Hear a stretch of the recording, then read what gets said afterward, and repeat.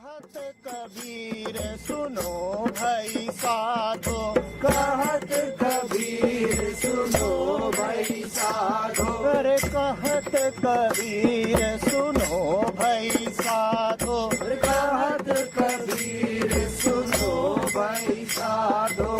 साहब मिले सबूरी में, अरे साहब मिले सबूरी में, मन लागो यार फकीरी में, मन लागो। जी आपने बताया था कि अगर आप you are in the right centre, जो भी चीज़ें या आपके जो चल रहा है वो अपने आप दिखता है, प्लानिंग की कोई आवश्यकता नहीं है, अपने आप की चीज़ें सामने प्रकट होगी, उसे देखा जा सकता है। कई बार ऐसा होता है कि चीज़ें दिखती हैं और दिखने में लगता है कि ये एक्शन होना चाहिए, लेकिन उसको पता नहीं लगता है कि वो एक्शन हमारा राइट सेंटर से हो रहा है या खाली हमारे पास से निकल के आ रहा है और उसमें क्या करना चाहिए। This attempt to know that the right center is indeed the right center gives birth to the false center. You are to follow, you are not to ascertain. When the command comes, you follow it. You do not sit and question it. The moment you question the command, you are already disobedient. Whenever somebody will try to determine whether he is operating from the right center, he is already at the wrong center. Whenever you will try to be sure of yourself, you are already quite unsure. How does then one live by the right center?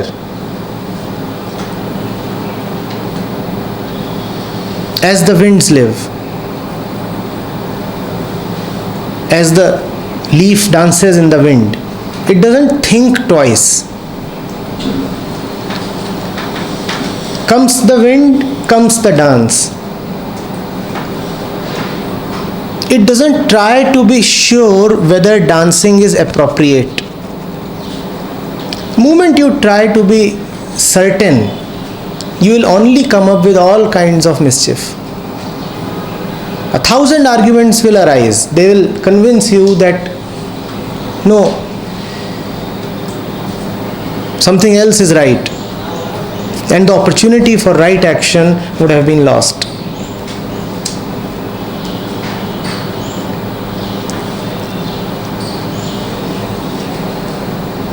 It's an order.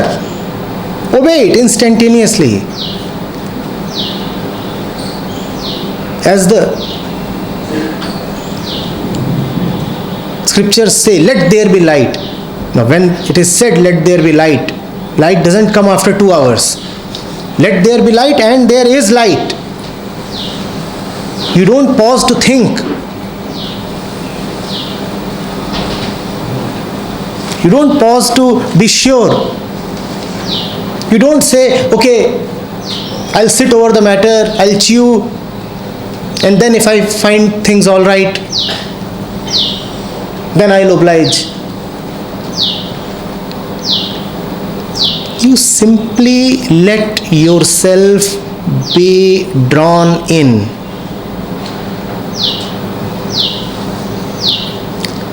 The second center is the center of conditions, is the center of ifs and buts.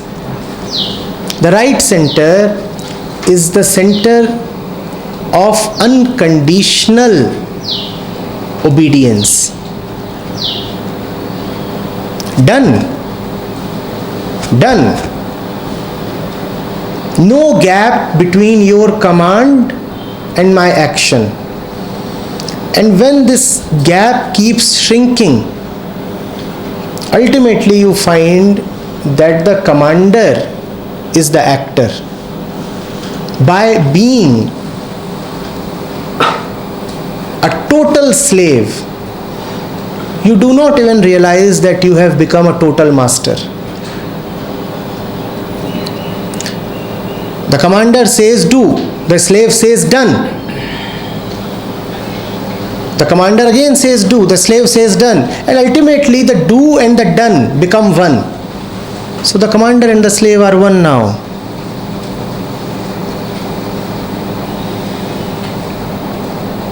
And that is the right center. Do, done, do, done, do, done. Now where is thought in this? Cause and effect have shrunk into one. Where is thought? Where is the space and the time to think?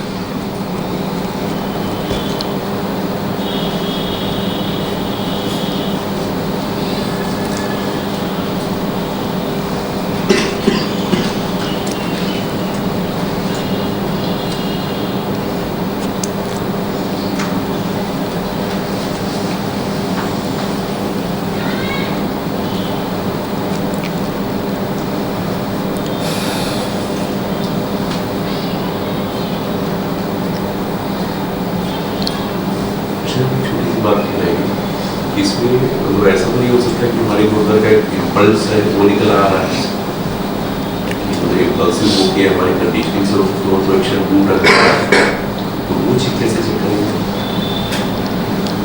If it is arising from an impulse, what can you do with the impulse?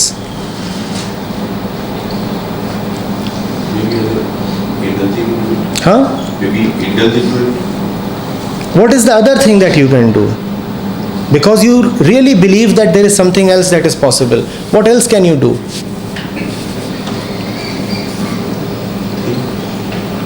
Think and suppress it or enter into some kind of opposite action, different action, right? This is what you call as self-control. Correct? Who is the other one who is acting?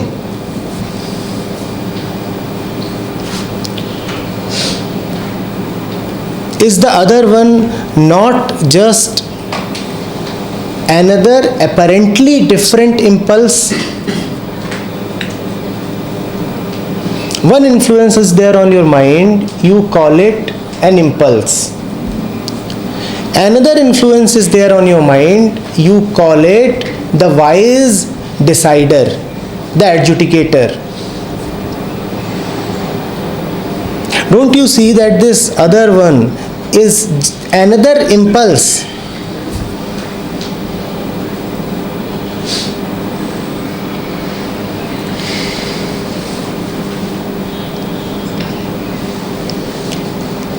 And this other one requires not your support. It's a funny thing. Whenever the first one will rise, the second one will rise in opposition.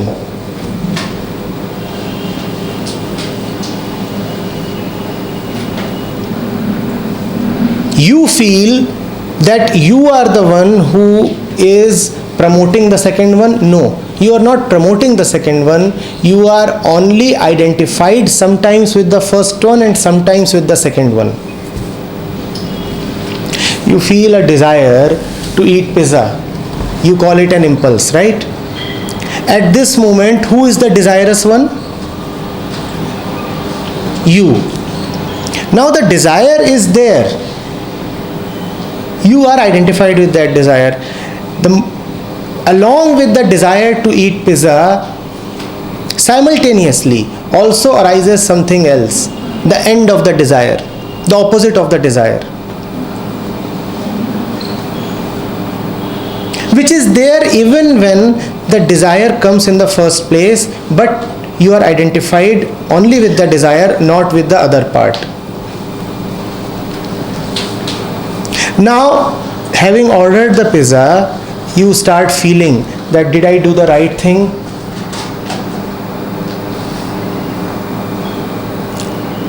Am I not getting overweight? Am I not yielding to my desires? And you start feeling as if this is something new that is happening. You say, a moment back there was the impulse and now there is a different thought, even a corrective thought. No. It is just that now you are identified with the other end of duality. A little while back you are identified with that one, now you are identified with this one. The fact is, even if you are not identified, these two will continue their mutual play.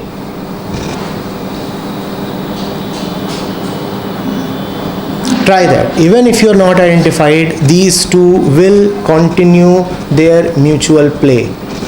The body has its rhythms, the mind too has its rhythms. They wax and wane, they rise and fall. You only have to see that this is happening. And seeing that this is happening is not about not letting it happen. The desire will come and the end of desire will also come. The end will be no real end, and again the desire will rise and again it will fall. You just don't need to feel obliged to play a part in any of this. You have no responsibility to check it, control it, correct it. This goes on. Leave it to itself.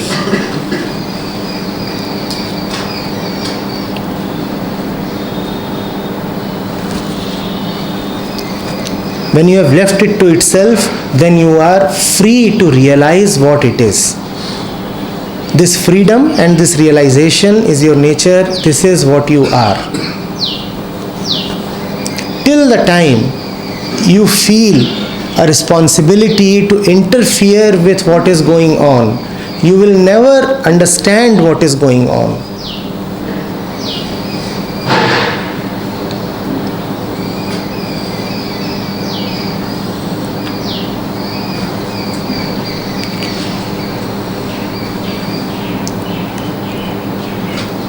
Does your neighbor not order pizza?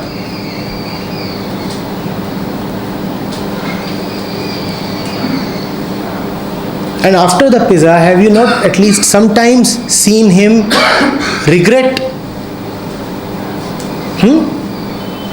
Your neighbor has ordered the pizza, and thereafter your neighbor is regretting the pizza.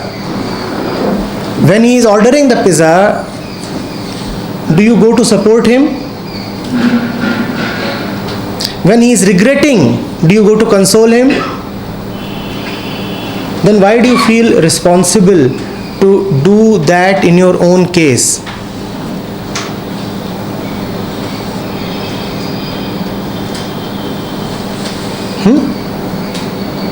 Why can't you laugh and tell everybody, do you know, just ordered pizza?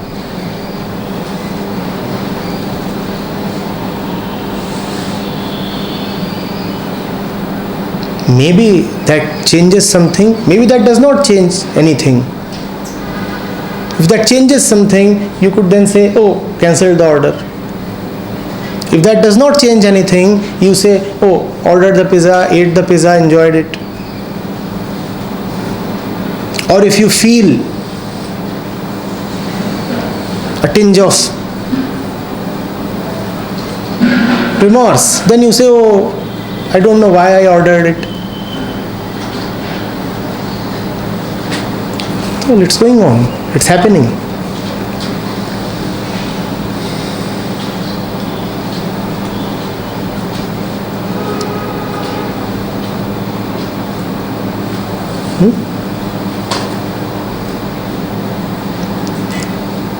Sir इसमें action क्या होगा कि thought जो counter thought है तो आप action क्या कैसे करोगे?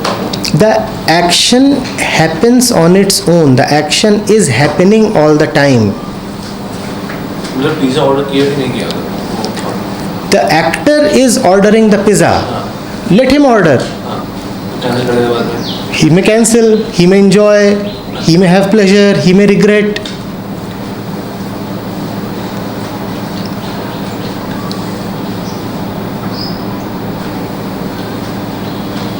This puzzled look on your face, do you know what it is asking? Now, what is my role in all this? Tell me something to do.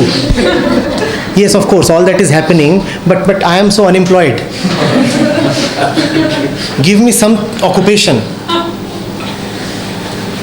You need not be occupied.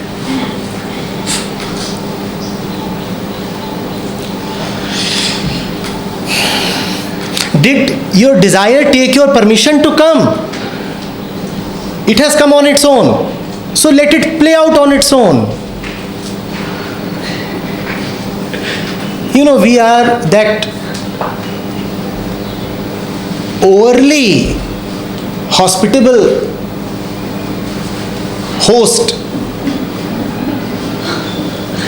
who becomes anxious when unannounced guests arrive. Did I invite you to come? Now that you have come, arrange for yourself. Anybody here who invites his desires? Do your thoughts take your permission to come? So the thoughts have come. Now let them play out. Why must you start meddling with them? But you feel an obligation. Oh, these are my thoughts. Are they your thoughts? And if you wanted them to come, then you should also be able to ask them to go away. Try. Neither do you call them, nor do you see them off. All happens on its own. You only make a mess of your life.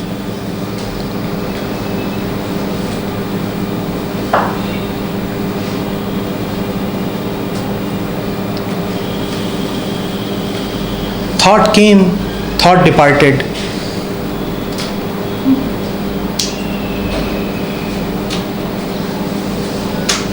And you have been rolled over for no gain, no purpose, no sense.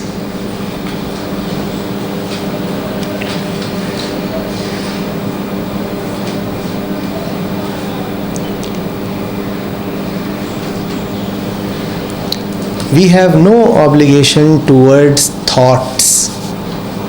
We have no obligation towards influences. And when you don't have these obligations, that is realization.